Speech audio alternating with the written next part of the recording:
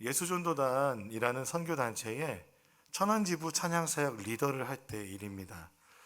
그때 어떤 학교에 초청을 받아서 이제 제가 찬양 인도를 하게 되었는데요.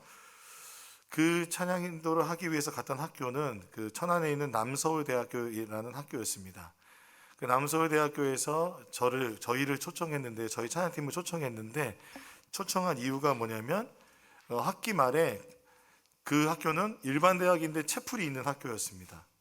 기독교 채플이 있는 학교였는데, 채플을 패스를 하려면 그 패스를 하기 위한 쿠폰을 받아야 되는 거예요. 소위 말해서 구제 채플이었습니다.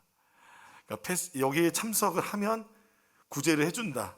이제 학교 입장에서는 전도라는 어떤 생각을 가지고 하셨겠죠. 그래서 그 당시에 이제 천안지부 예수전도단 찬양팀을 초청해 주셔서 제가 팀을 데리고 갔습니다.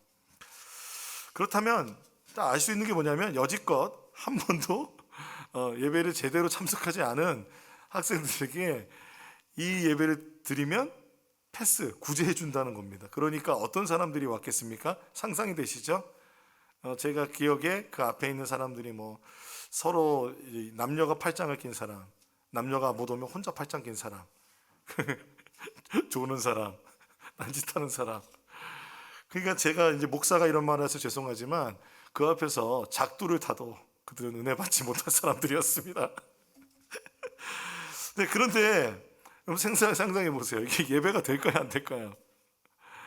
예, 참 막막했는데 그때는 참 젊어서 그런지 리허설 할 때 진짜 우리가 진짜 마음을 다해서 하자고 그래서 열심히 예배를 드렸습니다. 저희는 그 어느 때보다 열심히 예배를 드렸습니다.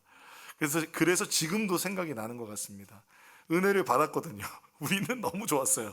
우리는 너무 좋았고, 우리가 기도하면서 여기서 한 사람만이라도 오늘 예수님 예배하고 하나님 만났으면 됐다 생각하였습니다.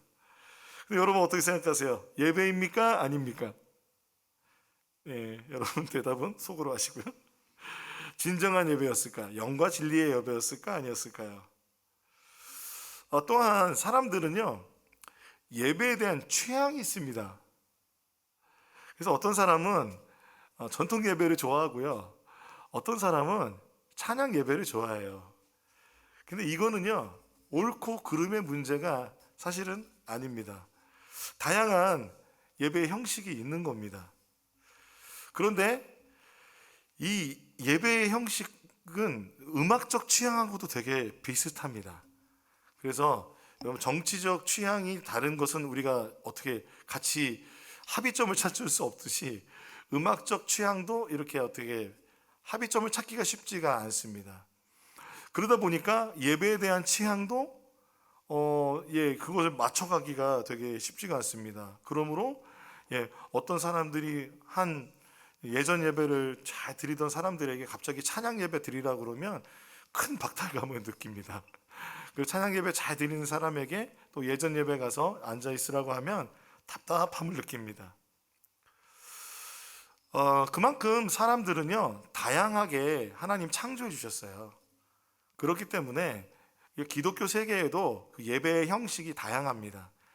제임스 화이트라는 예배학자는요, 그래서 이 기독교 예배의 다양한 스펙트럼을 그의 책 예배학 개론에 쓰고 있습니다. 예전 예배부터 비예전 예배까지, 그러니까 형식이 완전히 갖춰져 있는 그대로 해야 되는 예배부터 완전히 자유로운 예배까지 있습니다. 우리나라 예를 들면, 우리나라 개신교회는 이렇게 지금 저희가 말씀드린 그 이해로 하면 그대로 되실 거예요. 전통 예배 그리고 찬양 예배, 이렇게 하면은 이 두 가지 예배가 대표적인 예전적인 예배와 비예전적인 예배가 우리 개신교 안에 있습니다. 이 전통 예배는 주로 클래식 음악으로 예배를 드리고요. 그리고 그 찬양 예배, 현대 찬양 예배는 실용 음악, 팝적인 음악으로, 재즈 음악이나 팝적인 음악으로 예배를 드립니다.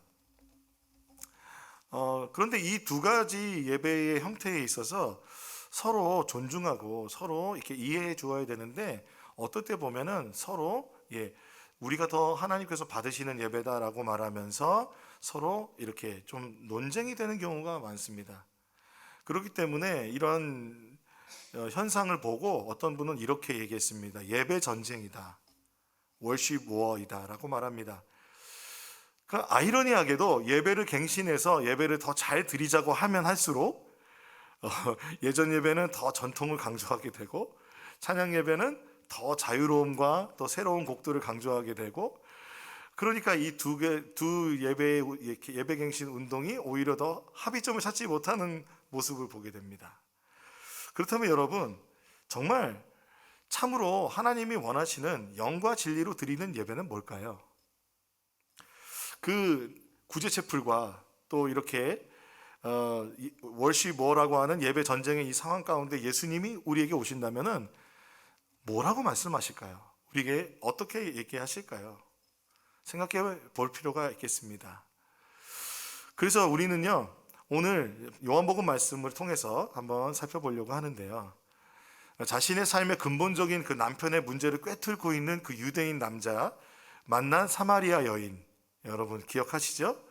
그 어디서 만나고 있었습니까? 야곱의 우물에서 만났습니다. 그래서 야곱의 우물, 여러분 저번 주에 저희가 사진은 못 보여드렸는데 귀한 우리 교인 한 분이 사진을 주셨어요. 보시면 보이십니까? 옥서더스 처치라고 되어 있죠. 정교회라는 뜻입니다. 기독교 안에 있는 동방 정교회 교회인데요, 그 교회 안에 야곱의 우물이 있습니다. 야곱의 우물을 관리하고 있습니다. 그 다음 사진을 보여주시면 이렇게 생긴 교회고요. 네, 한번 가봤으면 좋겠습니다. 계속 보여주시면 이 우물이 얼마나 깊은지 보여드릴게요. 예, 좀 전에 우물 모습이었고 이 정도로 깊습니다. 거기에 두레박을 내리면 이제 물이 올라옵니다. 그러니까 지금도 물이 나오고 있다는 제 말이 맞는 말이었습니다. 그러니 그 야곱의 우물이 얼마나 대단하면 이 여인은 그 생수 얘기를 할 때 이 야곱의 우물보다 더 좋은 거는 생각하지 못한 거죠. 그런데 자신의 삶을 꿰뚫고 있는 예수님을 만나니까, 그 유대인 남자의 말을 들어보니까 이제 이 남자를 이렇게 부릅니다. 19절에 여자가 말하였다. 선생님, 내가 보니까 예언자십니다. 그냥 선생님이 아니라, 랍비가 아니라 이 사람은 예언자다. 왜? 초자연적인 지식으로 자신의 삶을 알고 있으니까 그렇습니다. 사마리아 사람들도 사실 메시아를 기다리고 있었습니다. 그 메시아는 신명기에 쓰여져 있는 메시아인데요, 그 이름을 타헤브라고 합니다. 사마리아 사람들의 메시아입니다. 나중에 이 여인이 동네에 들어가서 메시아를 만났다라고 사람들에게 소개하는 거 보면 사마리아 사람들도 메시아를 기다리고 있었습니다. 그 예언자를 기다리고 있습니다. 놀랍게도 유대 사람들과 사마리아 사람들에게 이제 그 예언자에게 무엇을 질문하고 싶냐면, 그 유대인과 사마리아 사람들의 오랜 예배에 대한 논쟁거리를 질문합니다. 그때 당시도 예배에 대한 그런 논쟁이 많이 있었던 것 같습니다. 요한복음 4장 20절에 우리 조상은 이 산에서 예배를 드렸는데 당신네 선생님네 사람들은 예배 드려야 할 곳이 예루살렘에 있다고 합니다. 어디가 맞습니까? 라는 질문입니다. 유대 사람들의 예배의 장소는 어디라고요? 예루살렘. 그러면 사마리아 사람들이 우리는 여기다, 이 산이다 그랬는데 이 산이 뭐냐면 그리심산이라는 곳입니다. 그리심산. 이 두 전통은 그때 당시에 완전히 대치되고 있었는데요, 자, 어느 것이 더 맞는지는 예수님이 판별을 해주십니다.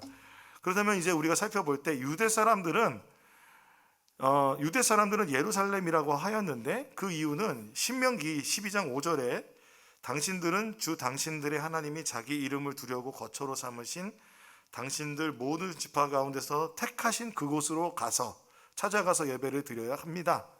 그러니까 하나님이 택하신 곳에, 하나님 거기 계시니까 하나님 거기 계신 곳에 가서 예배를 드려야 하는 것이었습니다.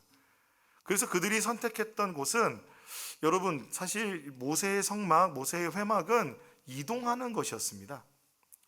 그런데 어느 순간 멈췄죠. 어디에서 멈췄나요? 예루살렘에서 멈췄죠. 예루살렘의 누구의 성전으로? 솔로몬의 성전으로 멈췄습니다. 그렇죠. 그 이후에 포로기를 지나고 나서 예루살렘 안에 수룹바벨 성전이나 헤롯 성전 같은 성전들을 건축했어요. 기억하시죠? 그러니까 하나님이 임재하시는 곳을 어디로 택하신 곳을 예루살렘으로 유대인들은 이해를 합니다. 왜냐하면 그들은 신명기 말씀에 그 정한 것이 그들의 그 역사 속에서 그들이 성경으로 읽고 있는 시편과 예언서에 그렇게 나와 있기 때문에 그렇습니다. 시편 46편에 보면 5절만 제가 읽을게요. 하나님이 그 성 안에 계시니 그 성이 흔들리지 않는다. 이 성이 어디예요? 예루살렘입니다.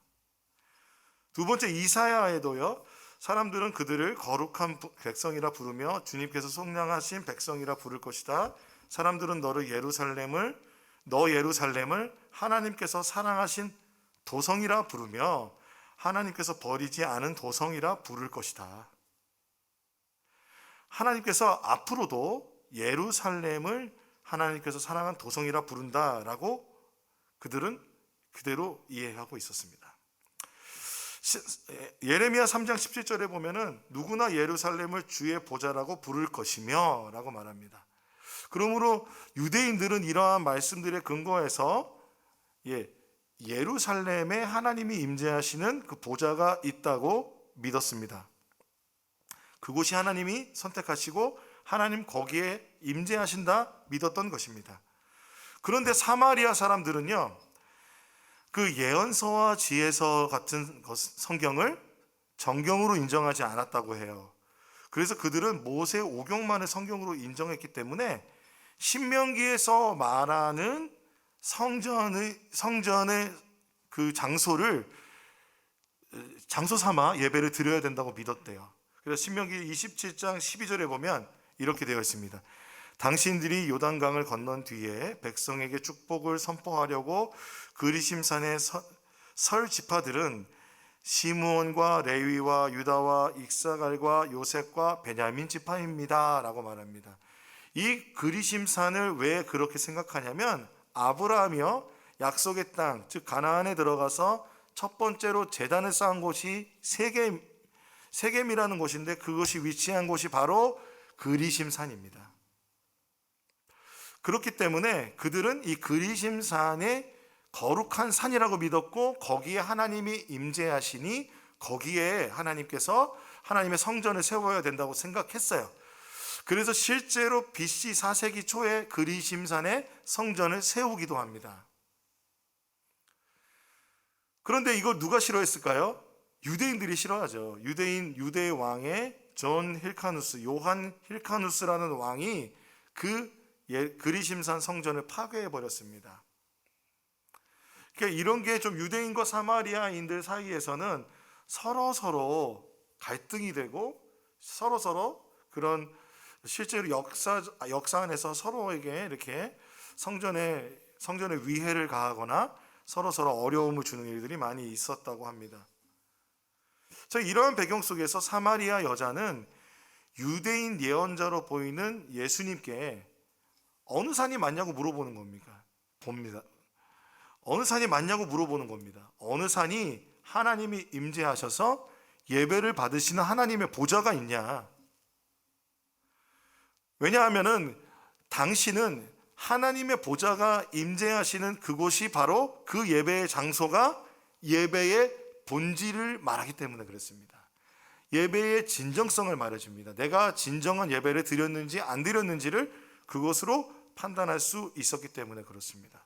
대부분의 종교들도 그렇습니다. 신령한 장소가 있고 신령한 곳이 있습니다.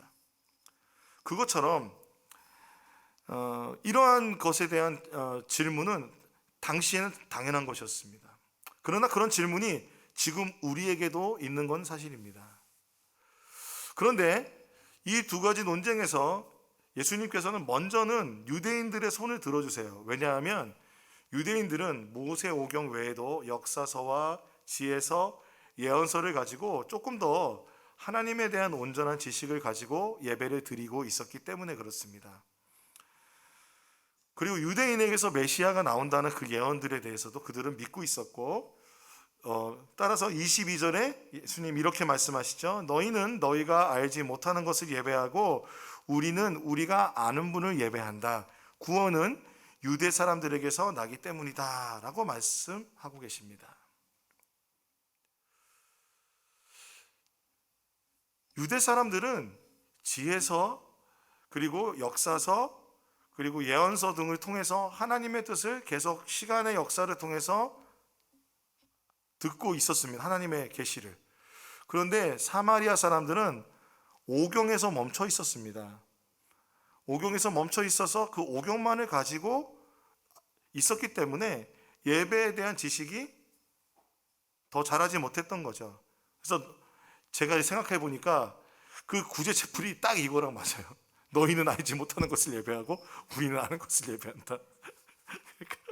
아무리 우리가 예배를 해도 하나님을 알지 못하는 사람은 예배하지 못할 수 있는 거예요. 은혜를 못 받는 거죠. 자, 그렇다면은 이렇게 생각해 볼 수 있습니다. 혹시 우리가 우리의 경험, 우리가 가진 경험들, 우리가 가진 그 예배의 경험, 예배의 취향을 가지고 예배의 진정성을 말하고 있지 않은가 생각해 볼 필요가 있습니다. 내가 경험하고 내가 생각했던 그 예배의 그런 모습이 나타나야 내가 예배를 잘 드렸다, 내가 은혜를 받았다 라고 생각할 수 있다는 것입니다. 내가 지금 경험하는 것, 내가 체험한 것이 예배의 진정성의 전부라고 생각한다면 우리는 다른 형식으로 예배를 드리는 사람들을 존중하지 못할 겁니다. 사실 우리는 예전적인 예배를 가든 그리고 찬양 예배를 드리든 우리는 다 은혜 받을 수 있어야 합니다. 하나님의 임재를 경험할 수 있어야 합니다. 그런데 우리는 왜 그런 취향이 생긴 걸까요? 이런 취향에 대한 것은 더 나아가서 소비자 중심의 예배로 지금 현상으로 나타납니다. 현대 사람들은 예배를 소비합니다. 그걸 우리 현대 사람들을 표현하는 아주 중요한 한 가지 단어가 있는데 나르시시즘이라는 겁니다. 자신을 기뻐해주고 자신의 감정과 자신의 필요를 좋게 해주는 예배를 더 선호한다는 것입니다. 이게 뭐가 문제가 될까요? 여러분, 하나님은 우리가 은혜 받기 원하십니다. 우리에게 좋은 거 주시는 분입니다. 그러나 예배자가 원하는 대로 간다면 사람들은 그래서 수평 이동을 많이 합니다. 이거 되게 조심스러운 얘기라서 저희 높은 뜻 교회들은 수평 이동해서 오시는 분들이 많기 때문에 그런데 이것은 그 어떤 교회의 교회다움을 말하는 게 아닙니다.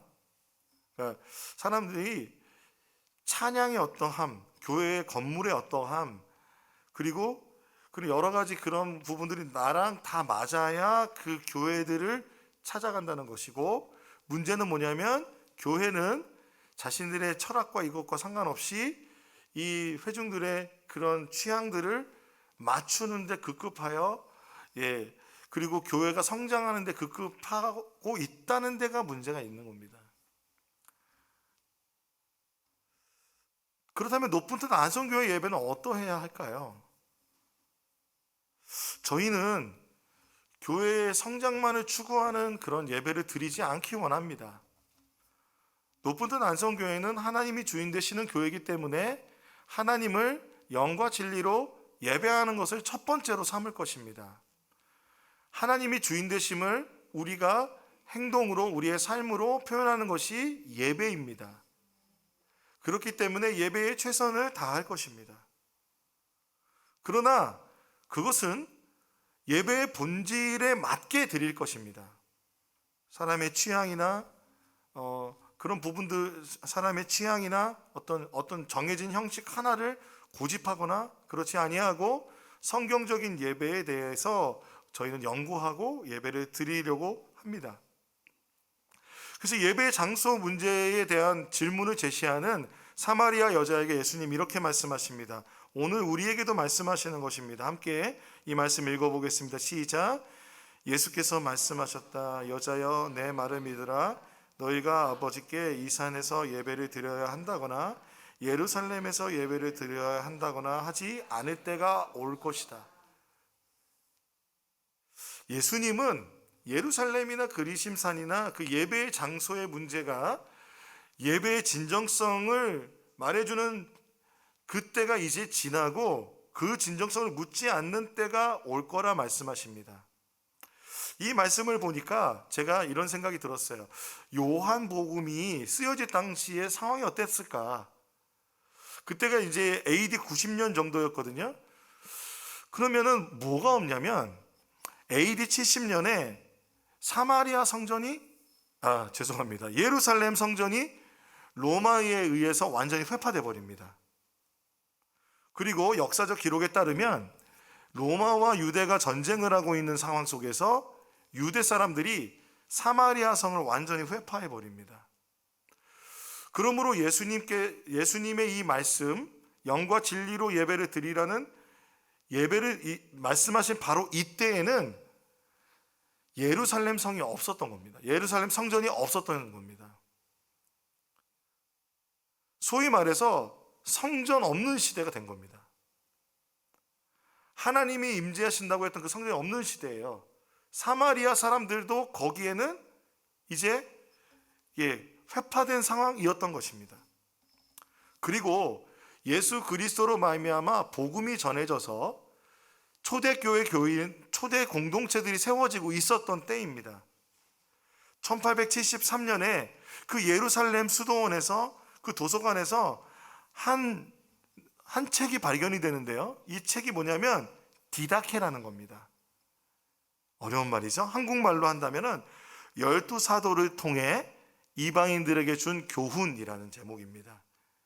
근데 이 책을 보면요, 예배를 연구하는 사람들에게 아주 중요한 책인데요.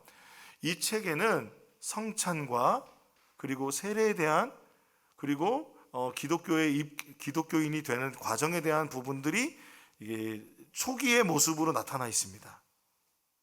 그리고 그런 기도문들이 잘 되어 있어요. 그렇다면은 이렇게 생각해 볼 수 있습니다.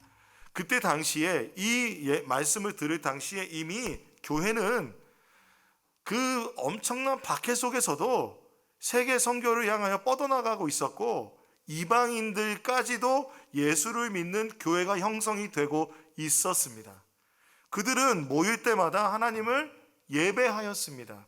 자, 그렇다면 이 시대에서 예수님의 시대를 바라볼 수 있겠죠. 그리고 예수님의 시대에서 이 시대를 예수님은 보고 계셨을 겁니다. 그렇다면 이 시대, 지금 요한의 그 연대에 지금 예수님께서 영과 진리로 예배해야 된다. 예루살렘 성이나 사마리아 성도 거기에서 예배드리는 것으로 진정성을 따지지 않을 때가 온다라는 것은 바로 이때를 보고 계신 겁니다. 그리고 그 미래는 지금까지 연결되어 그 하나님께 예배드리는 그 시간, A time is coming, 영과 진리로 예배하는 그 시간들이 오고 있는 것입니다. 예수의 십자가와 부활을 통해서 새롭게 된 그 예배의 시대, 그 새롭게 창조된 예배의 시대를 예수님께서는 말씀하시는 겁니다. 예수님은요, 십자가에서 어떤 일을 행하셨냐면요, 성전 안에 있었던 성소와 지성소를 나누는 휘장을 위에서 아래로 찢으셨습니다. 예수님은요, 이렇게 말씀하셨죠. 성전을 허물고 사흘 만에 다시 세우겠다고 주님 말씀하셨습니다. 예수님께서는 그 십자가에 거두실 때 마가복음에 보니까 예수께서 큰 소리를 지르시고서 숨지셨다. 그리고 그때의 성전 휘장이 위에서 아래까지 두 폭으로 찢어졌다 말씀하셨습니다. 예수님의 십자가는 사람과 하나님을 가리고 있었던 휘장을 위에서부터 아래로 찢었습니다. 그 장벽이 찢어졌습니다. 무엇입니까? 이제 예수의 피를 힘입어서 그 십자가를 믿으면 우리는 성소에 들어갈 담력을 얻게 되는 것입니다. 더 이상 하나님이 계신 그 성전이라고 하는 지성소가 있는 그곳 예루살렘으로 갈 필요가 없습니다. 하나님을 만나는 거룩한 특별한 장소는 없습니다. 하나님을 예배하는 거룩한 특정한 음악 형식은 없습니다. 제가 그 박사학위를 받을 때 저를 가르쳐 주신 교수님이 하신 말씀입니다. 하나님을 예배하는 특정한 어떤 예배 음악은 없다. 다른 말로 하면 모든 음악이 가능하다는 얘기죠. 거룩한 특정한 장소가 없다. 모든 장소가 예배의 장소가 될 수 있다라는 것입니다. 휘장을 찢으시고 지성소에서 하나님이 나오신 겁니다. 하나님 나오셔서 어디서든지 예배할 수 있게 하신 겁니다. 여러분 믿으십니까? 그러므로 여러분, 어떤 큰 건축물들, 교회들, 인간에게 문화적 재산이 되고 랜드마크라 말할지 모르지만 하나님 예배하는데 아무런 절대적 조건이 아닙니다. 물론 멋지고 아름답게 건축된 건물은 하나님을 생각하게 하고 하나님을 만나게 해줍니다. 그러나 그것이 예배를 결정짓지 않습니다. 예배를 예배답게 하지 않습니다. 높은 뜻 안성교회는 귀한 봉헌을 받아 이곳에서 예배를 시작합니다. 그러나 우리는 앞으로 성전 건축 프로젝트를 하지 않을 것입니다. 저희는 높은 뜻 정신을 물려받아 보이지 않는 성전을 짓는 교회가 될 것입니다. 그리하여서 예수님께서 이제 새로운 성전의 예배를 말씀하십니다. 우리가 함께 요한복음 4장 23절 24절의 말씀을 같이 한번 읽어보겠습니다. 시작. 참되게 예배를 드리는 사람은 영과 진리로 아버지께 예배를 드릴 때가 온다. 지금이 바로 그때이다. 아버지께서는 이렇게 예배를 드리는 사람을 찾으신다. 하나님은 영이시다. 그러므로 하나님께 예배를 드리는 사람은 영과 진리로 예배를 드려야 한다. 하나님께 예배를 드리는 사람은 영과 진리로 예배를 드리기만 하면 됩니다. 아버지께 예배를 드리는 새로운 예배의 패러다임은 영과 진리입니다. 아버지 하나님께서는 이렇게 예배하는 사람들을 찾으십니다. 그래서 오늘 설교 제목 급구, 영과 진리로 예배하는 예배자. 지금도 하나님을 찾고 계십니다. 그렇다면 이 영과 진리로 드리는 예배는 무엇일까요? 하나님이 지금도 찾으신다는 이 영과 진리의 예배는 무엇일까요? 성경에서 보면 개역한글은 신령과 진정으로, 그리고 공동번역은 이것을 영적으로 참되게, 그리고 현대인 성경에서는 영적으로 진실하게, 그렇게 해석해 본다면 보통 이 영과 진리를 마음과 정성을 다해서 진실하게 드리는 예배라고 이해했습니다. 그러니까 영과 진리를 예배의 태도라고 말한 거죠. 그런데 이 예배의 태도를 말하면 다시 예배에 대한 그 본질이 아니라 예배의 종교적인 모습으로 돌아가게 됩니다. 종교적인 모양으로 돌아가게 됩니다. 그렇지 않습니까, 여러분? 코로나19가 됐을 때 교회들이 가장 먼저 긴장했던 건 뭡니까? 교인들이 교회에 오지 못하기 때문에 그 예배자들이 예배를 어떻게 해야 되는지에 대해서 어떤 가르침을 줘야 될지 교회들이 혼란스러워했습니다. 왜냐하면 예배는 뭐예요? 주일에 모여서, 예배당에 모여서 드려야 주일 성수가 되는 거잖아요. 그렇게 배웠잖아요. 그렇게 가르쳤고 그렇게 예배를 드려왔습니다. 그런데 재난 상황이 되자 이 상황에서 올바르게 예배에 대해서 말씀해 주신 분들은 그렇게 많지 않습니다. 또한 온라인 예배가 되기 시작하자 온라인 예배에서 이제 가이드를 주시기 시작하시는 거예요. 옷을 똑바로 입고 10분 전에 모여서 그 예배 드리러 가듯이 그렇게 하자고 하였습니다. 생각해 보면은, 그런데 그러한 지침들이 물론 이제 교회 목사님들 입장에서는 온라인으로 예배를 드리니까 그런 거 드려야 되는 건 당연한 것이지만 참 그 예배의 태도, 이것을 가이드를 주는 것 그 외에 교회가 그렇다면 어떠한 예배에 대한 교인들에게 어떤 가르침을 주었는가? 많은 가르침이 사실 나오기도 했습니다. 그러나 그것이 일반 교인들에게 영과 진리로 예배를 드리는 것, 그리고 이런 코로나 팬데믹 상황 가운데 마음껏 어떤 장소에 가지 못할 때 우리의 예배는 어떠해야 되는지에 대해서, 예배의 태도에 대해서만 얘기하고 있는 것은 되게 아쉬운 문제입니다. 그러나 영과 진리는 예배 태도만을 말하는 것이 아닙니다. 영과 진리는 예수님의 십자가와 부활을 통해서 완성되는 하나님의 나라의 그 복음 안에 있는 완성된 그 예배를 말합니다. 예수님이 휘장을 찢으셨습니다. 그러므로 어떠한 성전이나 어떤 공간에 제한된 예배가 아닌 뛰어넘는 예배라고 여러분 말씀드렸죠? 그 이유가 무엇입니까? 사마리아 여인에게 예수님 말씀하시죠. 그 예수님이 우리에게도 말씀하십니다. 이렇게 말씀하십니다. 하나님은 영이시다. 좀 어려운 얘기지만 하나님은 영이시기 때문에 사실 그 작은 지성소 안에 갇혀 계신 분이 아닙니다. 어떠한 공간에도 하나님 갇혀 계신 분이 아닙니다. 하나님은 영이십니다. 영이신 하나님은 우리가 볼 수 없는 세계에, 보이지 않는 세계에 계신 분이십니다. 이 세상에 속한 분이 아니십니다. 이 세상을 창조하신 창조주이시며 무소부재하시고 지금도 하늘 보좌에서 우리의 예배를 받으시는 분이십니다. 그 하늘에서 오신 분이 누구십니까? 예수 그리스도.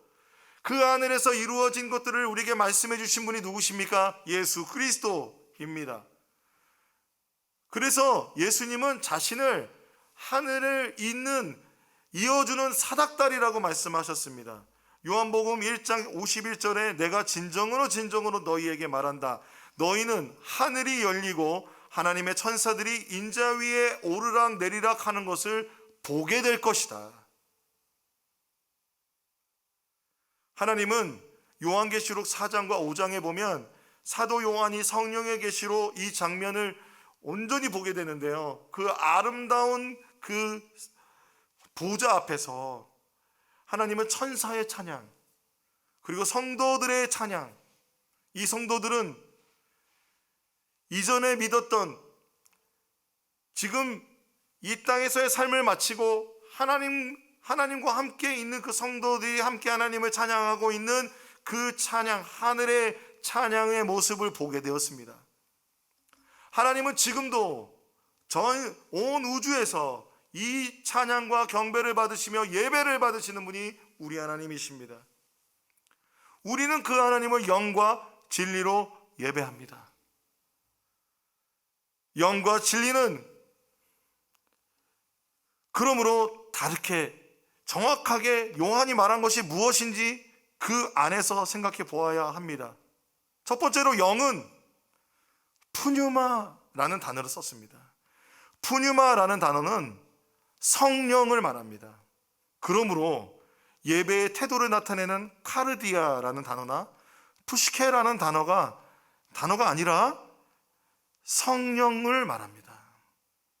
이는 그대로 성령으로 먼저 이해해야 합니다. 두 번째, 진리라는 것은요, 진실되게가 아닙니다. 요한복음에서 진리는 누구입니까? 알레데이아, 은혜와 진리가 충만하신 분이 누굽니까? 예수 그리스도이십니다. 그러므로 진리는 예수 그리스도이십니다. 따라서 영과 진리는 성령과 예수 그리스도입니다. 우리가 예배를 드리는 새로운 패러다임은 성령과 예수 그리스도 안에서 예배 드리는 것입니다. 예배의 패러다임이 완전히 바뀌었습니다. 성령과 예수 그리스도 안에서 우리는 영이신 하나님을 예배하는 것입니다. 그러므로 우리는 그 영이신 하나님의 하늘의 보좌와 연결이 되는 것입니다. 여러분 믿으십니까? 우리가 예배 가운데 은혜를 받고 예배 가운데 하나님의 임재를 느끼는 것은 우리 주 예수 그리스도와 성령 안에서 예배하기 때문에 그런 것입니다. 그러므로 여러분, 이제 우리는 휘장을 찢으신 주님 앞에서 어디서든 예배할 수 있게 되었습니다. 따라서 우리의 예배는요, 한번 읽어보겠습니다. 제가 이렇게 정리된 글을 한번 여러분에게 보여드리고 싶어요. 함께 읽어보겠습니다. 시작. 우리의 예배는 예수를 믿는 믿음으로 믿는 자에게 주시는 성령을 통하여 드리는 예배이며, 예수님의 인격과 가르침을 통하여 나타났던 것과 같이 주님의 진리에 합당하게 드리는 예배입니다. 다양한 형식이 있을 수 있습니다. 그러나 그 안에는 이것이 드러나야 합니다. 이렇게 예배드리는 것이 왜 중요하냐면 바로 예수 그리스도께서 메시아이기 때문에 그렇습니다. 예수 그리스도가 다스리는 하나님 나라의 백성들은 영과 진리로 예수께서 부탁하여 아버지께서 보내신 성령 안에서 예배하는 것입니다. 그리하여 여자에게 이제 예수님 말씀하십니다. 여자가 물어봅니다. 나는 그리스도라고 하는 메시아가 오실 것을 압니다. 그가 오시면 우리에게 모든 것을 알려주실 것입니다. 예수께서 말씀하십니다. 너에게 말하고 있는 내가 그다. 이게 에고 에임이라는 건데요, I am who I am 이라고 하는 여호와의 그 이름과 연관이 있습니다. 하나님, 예수 그리스도가 내가 하나님이심을 드러내신 것이고 메시아이심을 드러내신 것입니다. 하나님의 나라를 살아가는 자들에게 있어서 하나님의 나라를 살아가는 자들에게 주신 그 예배가 영과 진리, 성령과 그리스도 안에서 드리는 예배입니다. 코로나19로 마음껏 예배당에 오지 못하는 우리에게 예수님 오늘 말씀하십니다. 위로해 주십니다. 하나님은 영이시다. 영과 진리로 예배하면 그 어디나 하늘나라 된다. 그 어디나 메시아이신 예수 그리스도가 다스리시는 하나님의 나라가 된다는 것입니다. 그리하여 고린도전서 3장 16절은 우리에게 이렇게 말합니다. 우리 보고 너희는 하나님의 성전이라고 말합니다. 제가 읽어드릴게요. 여러분은 하나님의 성전이며 하나님의 성령이 여러분 안에 거한다는 사실을 알지 못합니까? 여러분 옆에 있는 분을 좀 바라보시겠어요? 좀 고백해 주시겠습니다. 형제님, 자매님은 하나님의 성전입니다. 그러므로 여러분, 우리는 모여서도 예배하지만 흩어져서도 성전인 우리는 예수와 성령 안에서 예배 드릴 수 있습니다. 여러분 믿으십니까? 예수의 성령 안에서 우리는 무엇을 경험한다고요? 영이신 하나님을 예배하기 때문에 하나님의 보좌를 경험하는 그 놀라운 신비를 예배를 통하여 경험할 수 있다는 것입니다. 그러므로 여러분, 장소와 시간과 그 예배를 방해하는 모든 장벽을 뛰어넘어 영과 진리로 예수와 성령 안에서 예배하는 예배자 되시기를 축복합니다. 제가 마지막으로 한 가지 제 삶에 있었던 이야기를 말씀드리고 싶습니다. 제가 이제 예수전도단 화요모임이라는 곳에 찬양 인도자로 있을 때 이야기입니다. 당시 서울 지부 화요모임이라고 하는 곳은요, 사람들, 이렇게 청년들이 1000명, 2000명 막 이렇게 모여서 예배를 드리던 예배입니다. 라떼 얘기해서 죄송합니다. 그런데 정말 그랬습니다. 증거로 보여드릴 수도 없고. 그 화요 모임에서 찬양하는 게 너무 기쁘고 행복하고 너무 좋았습니다. 그리고 그 안에서는 최고의 음악으로, 우리가 할 수 있는 최고의 음악과 그때 당시 만났던 정말 최고의 연주자들과 함께 예배하였기 때문에 그 하나님의 은혜가 참 넘쳤습니다. 많은 분들이 기도를 같이 해주셨고, 그래서 교회들에서 저희를 초청해서 같이 함께 젊은이들이 막 예배하고 뛰고 경배하고 막 그렇게 행복하게 지냈습니다. 그런데 어느 날 저희 저희 아내하고 이렇게 밥을 먹다가 아내가 저한테 이렇게 물어보는 거예요. 오빠 나를 사랑하긴 사랑하는 거야? 이 질문 들으면 이제 굉장히 긴장해야 됩니다. 그리고 이 둘째가 한 4살쯤 됐나요? 어린이집을 다니는데 막 닝기적 그리는 거예요. 안 가려고 막. 그러니까 이제 엄마가 이렇게 얘기하는 거죠. 자꾸 이러면 아빠랑 가게 한다. 그러더니 갑자기 옷을 막 주워 입는 거예요. 굉장한 충격을 받았습니다.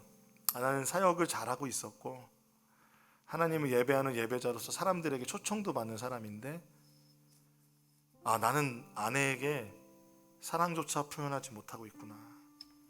그리고 나의 딸에게 나는 좋은 아빠가 되지 못하고 있구나. 내가 드린 예배는 진짜 영과 진리로 드린 예배인가? 사역 때문에 바쁘고 힘들다는 것은 핑계처럼 느껴졌습니다. 그래서 한없이 힘든 그때 하나님이 그 해외 아울리치 가는 비행기에서 저를 찾아오셨습니다. 하나님께서 한 찬양을 저에게 막 주시면서 그 찬양의 고백으로 저에게 고백하시면서 이렇게 말씀하시는 거예요. 용규야, 내가 너를 사랑한다. 용규야, 내가 너를 사랑한다. 내가 언제나 네 옆에 있었고 내가 언제나 네 곁에서 사랑한다 사랑한다 고백하는데 너가 못 듣는 것 같아. 네가 나에게 사랑을 고백해 주지 않겠니? 내가 너의 눈물 골짜기 지나갈 때 내가 너와 함께 했다. 뭐 정신이 번쩍 드는 거예요. 하나님 찬양한다고 두 손 들고 막 뛰고 그 사람들 앞에서 은혜를 끼친다고 하였던 저였는데 나는 예배를 예배하고 있었구나. 내가 좋아하는 이 예배팀을 좋아하고 있었구나. 나는 하나님을 바라보지 못하고 있었구나. 하나님 얼마나 섭섭하셨을까? 하나님 섭섭하셨죠. 하나님 섭섭하셨죠. 죄송합니다. 눈물 흘리면서 회개하였습니다.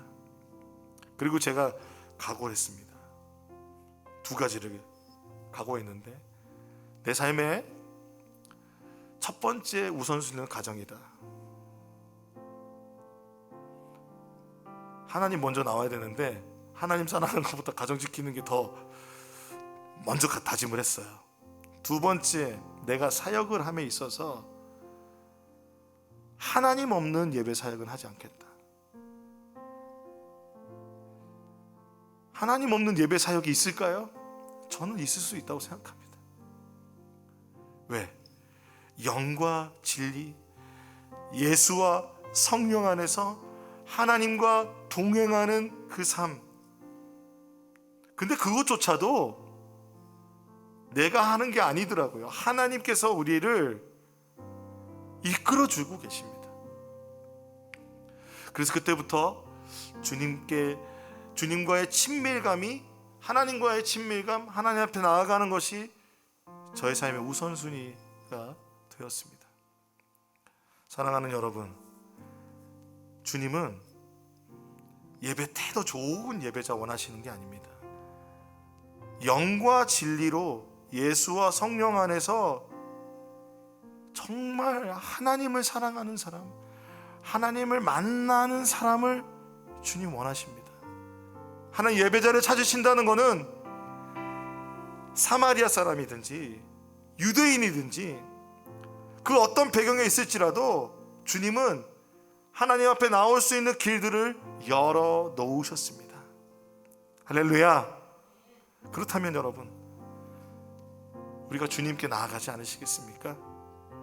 지금도 여러분의 삶에서 여러분이 모였을 때나 흩어졌을 때나 주님은 여러분과 함께 하십니다. 할렐루야. 우리가 함께 나는 예배자입니다 라는 이 고백을 한번 같이 찬양으로 하지 않으시겠습니까? 함께 찬양합니다.